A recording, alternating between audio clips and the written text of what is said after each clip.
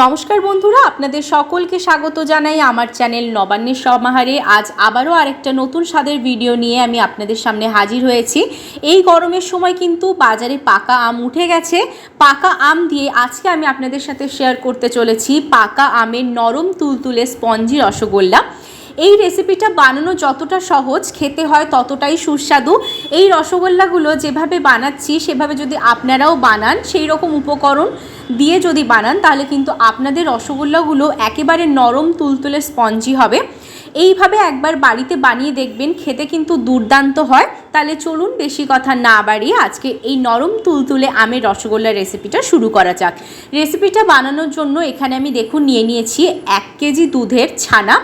আপনারা যদি বেশি পরিমাণে বানাতে চান সেক্ষেত্রে কিন্তু ছানার পরিমাণটা বাড়িয়ে দিতে পারেন। আর এখানে নিয়ে নিয়েছি একটা হিমসাগর আম। হিমসাগর আম কিন্তু প্রচণ্ড মিষ্টি হয়, সেজন্য কিন্তু এখানে আমি হিমসাগর আমটাই ব্যবহার করছি।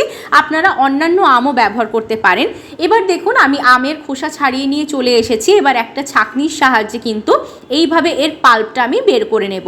আপনারা চাইলে কিন্তু মিক্সার গ্রাইন্ডারের সাহায্যেও বের করে নিতে পারেন, কিন্তু অনেক সময় যেহেতু আমের মধ্যে সুতোর মতো থাকে, সেজন্য কিন্তু আমি ছাঁকনির সাহায্যে খুব ভালো করে ছেঁকে নিয়ে পাল্পটা বের করে নিয়েছি। দেখুন, পাল্পটা কিন্তু আমি বের করে নিয়েছি। এবার এটা সাইডে রেখে দেব। এবার অপর দিকে আমি যে ছানাটা নিয়েছিলাম সেটাকে কিন্তু এবার হাতের সাহায্যে খুব ভালো করে মেখে নিতে হবে। এইভাবে হাতের তালুর সাহায্যে কিন্তু এটাকে সুন্দর করে একদম স্মুথ করে মেখে নেব। ছানাটা যত ভালোভাবে মাখবেন তত ভালো কিন্তু রসগোল্লাগুলো নরম তুলতুলে হবে। দেখুন, আমি কিন্তু খুব ভালো করে এইভাবে হাতের তালুর সাহায্যে ছানাটাকে মেখে নিচ্ছি। খুব সুন্দর করে ছানাটা আমি মেখে নিচ্ছি, তারপর আমি আপনাদের সামনে আবার ফিরে আসছি। দেখুন কত সুন্দর করে মেখে নিয়েছি, খুব ভালোভাবে একদম স্মুথ করে কিন্তু এটা মাখা হয়ে গেছে।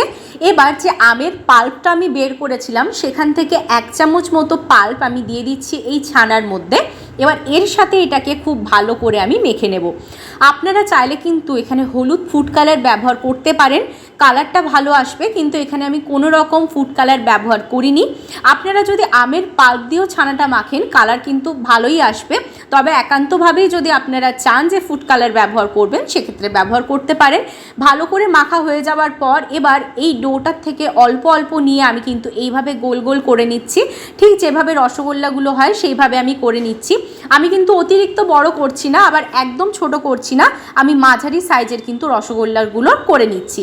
আপনারা বড় বড় করতে চাইলে কিন্তু বড় বড় আকৃতিতেও করতে পারেন, কিংবা ছোটও করতে পারেন। দেখুন, প্রত্যেকটা তৈরি করে নিয়েছি। এবার অপর দিকে আমি গ্যাস জ্বালিয়ে কড়াই বসিয়ে দিয়ে তার মধ্যে এখানে আমি ব্যবহার করছি 1 বাটি চিনি। এবার এখানে আমি ব্যবহার করছি 2 বাটি জল।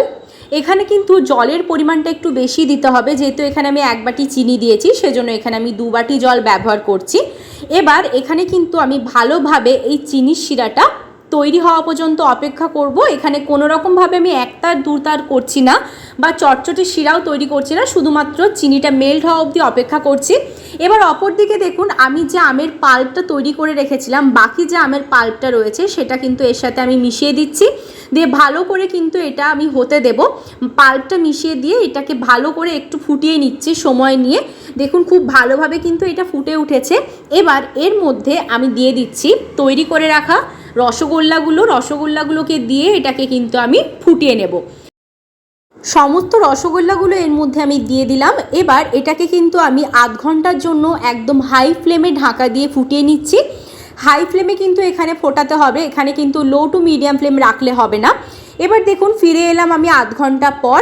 কত সুন্দরভাবে রসগোল্লাগুলো ফুলে উঠেছে, দেখতেই পাচ্ছেন। ফুলে কিন্তু একদম ডাবল হয়ে গেছে, দেখতে দুর্দান্ত লাগছে। এবার আমি গ্যাসের ফ্লেমটা অফ করে দিয়ে এটা কিন্তু একটা পাত্রের মধ্যে সার্ভ করে দেব। এই রেসিপিটা আপনাদের কেমন লাগলো আমাকে অবশ্যই কমেন্ট বক্সে জানাতে ভুলবেন না। মাত্র একটা পাকা আম দিয়ে কিন্তু তৈরি হয়ে গেল দারুণ স্বাদের নরম তুলতুলে স্পঞ্জি রসগোল্লা। রেসিপিটা ভালো লাগলে লাইক, শেয়ার, কমেন্ট, সাবস্ক্রাইব করতে ভুলবেন না।